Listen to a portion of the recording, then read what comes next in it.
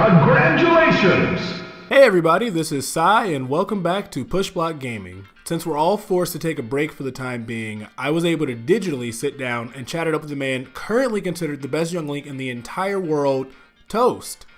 I hope you all enjoy this interview, and soon I'll be reaching out to other parts of the competitive scene like commentators and TOs and coaches to hopefully shed a little light on the community as a whole. Let's take a listen. Alright everybody, welcome to the channel. Today we are actually interviewing a very powerful player, the king of black excellence himself, former number 1 player in North Carolina, current number 1 player in Ohio, super strong player, just top 8 at a major, just top 8 at an S tier for the first time. Plenty of great results all throughout. We have Toast here, the best Yuengling on the planet, IMO. I'm going to ask you about that, actually, how you rank yourself on that, but welcome. What's up? Happy to be here. Really happy to be interviewed. Yeah, of course. You were the first person, because I was just like, all right, let's be real. The Rona is taking away a lot of stuff that a lot of us want to do. Yeah, you know? It's running its course right now. Yeah, it is going ham. Not much you can do.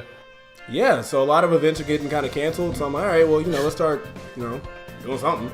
And everybody's got no time everybody's got all this free time, so here we are. But yeah, thank you for joining us. Good thing, man. First question, I know you're still in college, so where did this all kind of leave you? Just in this situation? As in like the coronavirus and everything like that? Yeah. Like the place. Oh yeah, okay, so what happened was so about last week they sent an email out saying like, oh yeah, classes are canceled, we're not gonna have class until April 13th because our spring break is it starts now actually, so March 20th to like April 1st I think it was. Okay. And they sent us all back home, so let's go back home and everything. So I grabbed all the stuff I couldn't live without because they told us like we'd be back and everything, and I put everything in my car and drove to NC. So I'm back home right now, but they had somebody get coronavirus at Kent, so like they told everybody, yeah, like an employee tested positive for it, so they just basically told us to move out fully, and all the classes are online, and yeah, so I moved out. Like I had to go back to Ohio like 2 days ago to grab literally everything and drive back with my parents. So yeah, I'm back home right now. Yeah, that's rough. I actually didn't know it ended up on your campus specifically. I'm really sorry to hear that. Yeah. Hopefully everybody stays safe. And that's the main thing, is that like it sucks that we can't go anywhere, but we have to try to at least slow it down a little bit. That is a really heavy start to this, but it's yeah, it really do be like that. Yeah, we're all kind of going through this right now. Much lighter question. How did you get the name Toast, or where did that come from? Oh boy, so funny thing about my tag, I actually stole it. So I played this old game called S4 League. It was an anime style like parkour third-person shooter. That was like super cool. It was so sick. It was called S4 League. S4 League? Yeah, it was super fucking sick, dude. But yeah, so I played that game. My tag wasn't Toast, but I had a friend named Toast, and I had another friend called WTF Pwn. So I stole both their names. Like my full tag is Toast WTF FDW. Oh. Yeah. That's why it's my Twitter at. That's kind of cool. Yeah. Yeah, a lot of people have like a lot of crazy reasons for their tag, but that was actually kind of cool. That's pretty cute, actually. That's cool. So I know you're younger. I'm ancient. I'm old. I've been in the competitive scene in some capacity since like Brawl. How long have you been into competitive Smash? So funny thing about it, I started out like 2014. My friend got me back into he got me into Pokemon for the first time, and like competitive, so basically, or like casual? Just like casual, just in general. Like my friend got me into Pokemon, and what do you call it? Like I realized that like a few days after I got my 3DS, like it was like my birthday. Smash Bros for 3DS was coming out, and like the first game I ever played was Smash 64. And I was in love with Melee as a kid and everything like that. So Smash like has a really important place in my heart. So I just said to myself, why not get the new Smash game? Since I'm getting back into like Nintendo stuff, like I was always like a PlayStation fanboy. Like I was mostly a Nintendo fanboy until I was about like 8, and then like I started doing stuff with PlayStation, and then I got back into it. And so I started out playing competitive Smash in a server. Pokemon Showdown? Yeah. They actually have a Smash Bros. Chat, which I used to play in like all the time, and like learn everything. And from there, I heard about this site called Anthra's Ladder. Yeah. And I started playing on Anthra's, right? And one day I ran across this Bowser main called Skynerd, and like I started like just playing with him and everything, and like he beat me 2-0 because I was like still learning the game and everything, but I had like a competitive side. So in 4, I started out as a get this. I played Luigi, Ness, and Chol. Yeah. Okay, all right. Yeah, weird combo, but those actually, are like. No, I'm not even gonna knock that because like pre-patch, like beginning of the game, Smash 4 Luigi was super good. So. He was broken. He was really dope. Yeah, like the funny thing about that, I was like doing like 80% combos on this Bowser and stuff because broken Luigi back in the day. Yeah. So like Skyner, he's just like, oh dude, you're pretty good actually. Do you want to join my crew? And like he was in this crew called Evil, and ever since then, like I've been in their crew, and they pretty much raised me concerning like competitive Smash and everything. Oh, that's actually really cool. I actually sort of similar story. I had a friend that kind of showed me the ropes on like how to play like competitively, but I also ended up in an online crew way back in the day in like Brawl. And the weird thing about it is like a lot of those people, like one of the people was like Kool-Aid, one of the people was like Seagull. Oh yeah. Like all the old people, like all kind of did that same thing. So it's cool that still happens, like even like however long later. So you went from Luigi Shulk Ness, which is that is a mess. I don't know what they are.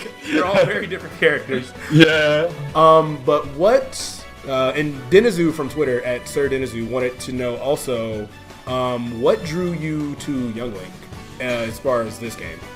It's probably it's a few things. So I actually decided like when the Everyone is Here trailer came out that I would play him. It was a few reasons. So in Melee as a kid, I actually played him a lot. So I thought I like his fire arrows and stuff. I thought he was super cool. Like he was just like a faster, smaller version of Link and everything. Right. As a kid, I was like, oh, that's so cool. But so yeah, I ended up being a Corrin Lucas main at the end of 4. Like that's like who I played for most of the life end of 4. And I was just like, oh, I don't know if Corrin's gonna be like good or whatever, or Lucas. I don't know like how they're gonna be. You were right. And yeah, yeah. And I loved playing Link and Toon Link as like pockets a lot. And I was like, oh, this character is like faster, like Toon Link less floaty or something. Like I'd probably main this character or something like that. So I was like, oh, definitely looks like I was just thinking to myself, I was like, oh yeah, he'll probably be like a decent enough character. I could probably take him like somewhere, get good with him. So I was just like, oh yeah, I'm probably gonna make Yuengling. And I got extremely lucky with him. You were very right. Yeah, I got really lucky. I kind of thought the same thing. Like when it was all still in like the demo phase, and we were like, you could get a demo at like whatever major, or you could see whatever you could on YouTube.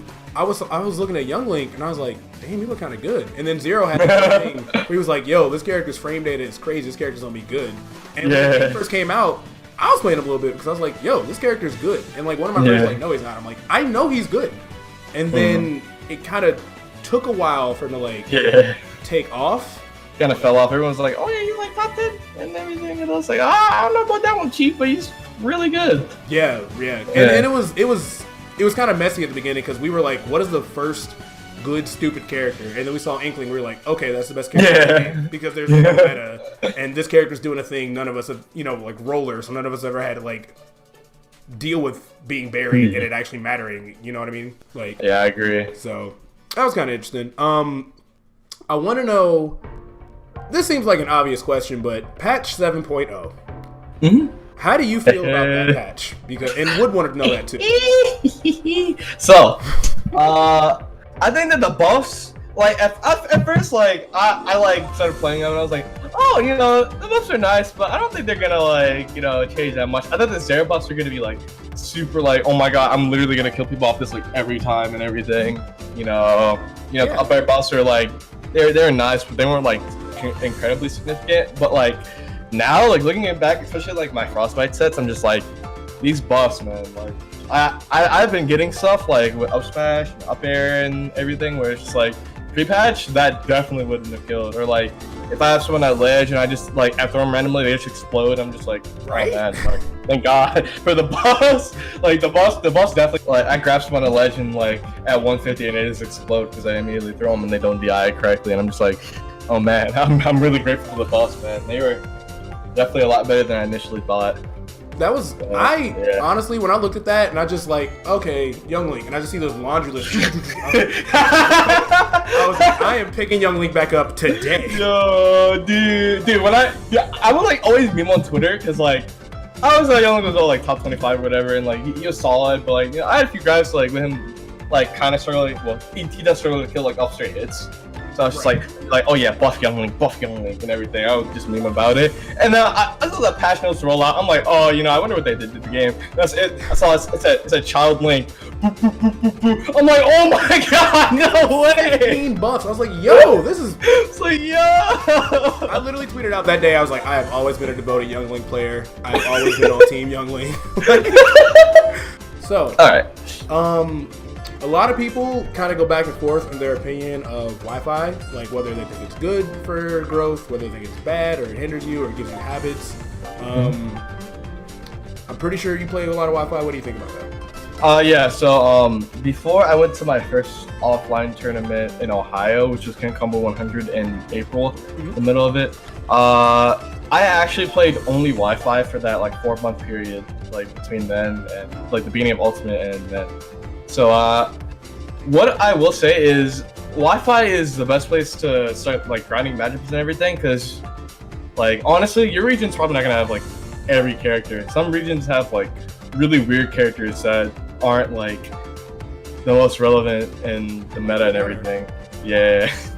And you know, I play a zoner, so like it's hard for me to tell you like, you know, oh yeah, play more Wi-Fi, like only Wi-Fi and everything like that, because there are a lot of movement-based characters, and like even Yuengling, like I surprisingly think he's like projectiles are better on Wi-Fi, but like hitting confirms, which is really important for a character like him, is a lot harder. So yeah, I kind of noticed that too. I kind of think he's just a bit worse. Like he's probably like top 15 on Wi-Fi because you know the projectiles and everything. But honestly, I see a lot of people be like, oh yeah, you know, I don't know how to improve and everything, and I'm just like, do you play Wi-Fi or anything? You know, they're just like, nah, why would I ever do that? I'm just like, how else are you gonna learn like how to fight like X character, even if it is on Wi-Fi? It's really something, you know. And like usually people who are like good or like high level have like pretty decent connection. Like it's usually playable. So that's all I have to say about that, really.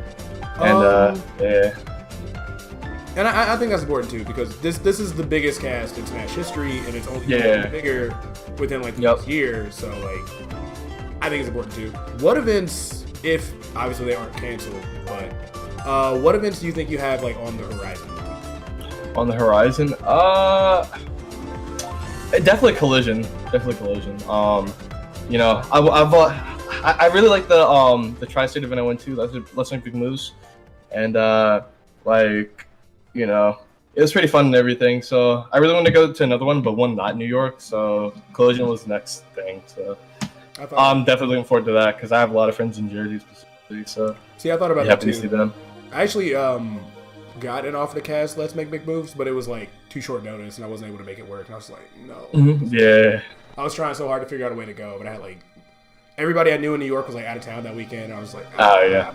Yeah, it sucks. Okay, so between North Carolina and Ohio, kind of a messy question. Which scene do you think you like more? Which scene do I think I like more? Ooh. Let's word it this way. What do you think are like the big differences between those two scenes, if there are any? How about that? The biggest differences? Ohio, I feel like pretty much everybody's nice. Honestly, it might just be like Neo or like where I live, but like. Feels like everyone kind of just roots for me there, you know? I really enjoy everybody there a lot too, because you know, I think there's a lot of different characters there that make things a lot interesting. You know, so I really love like I'm really grateful that I stumbled across a scene like, you know, Ohio, where like everyone's cool and everything, and you know, it feels more like a big family to me.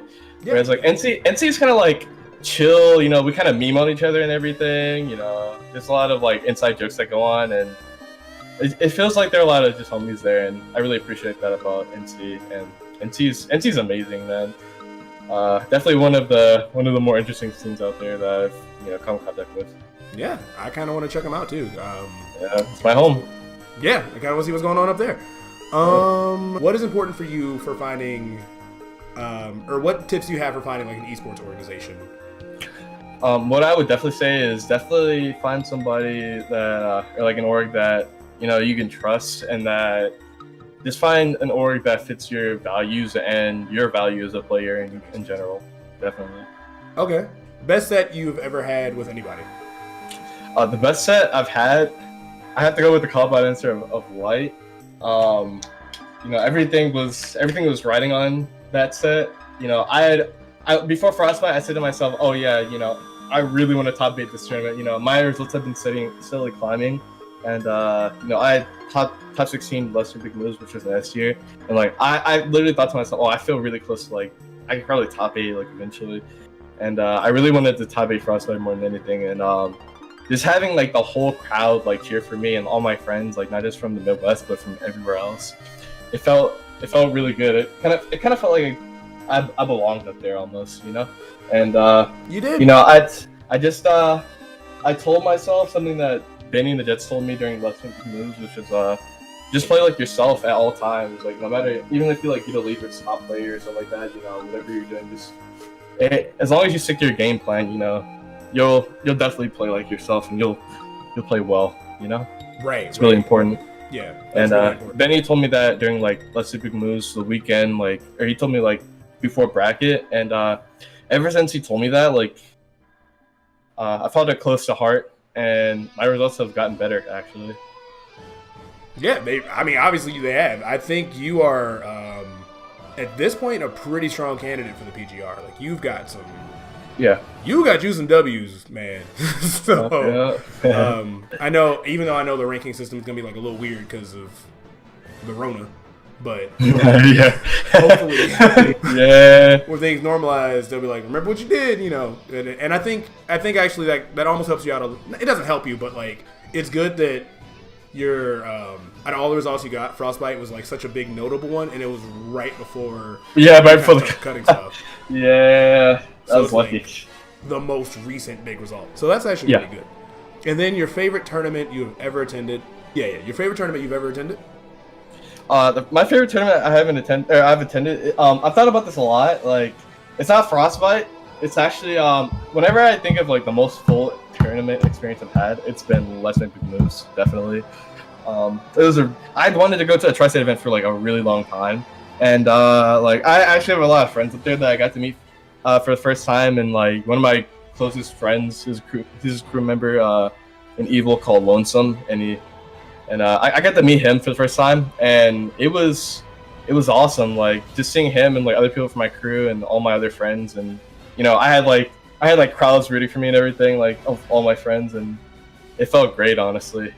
And like it had like I've noticed like the 2 events I've gone to have had like free water on the side, like, and I've done well, so I like that aspect too. That was the first tournament I went to that had like free water, and that was a godsend, honestly. So I had that.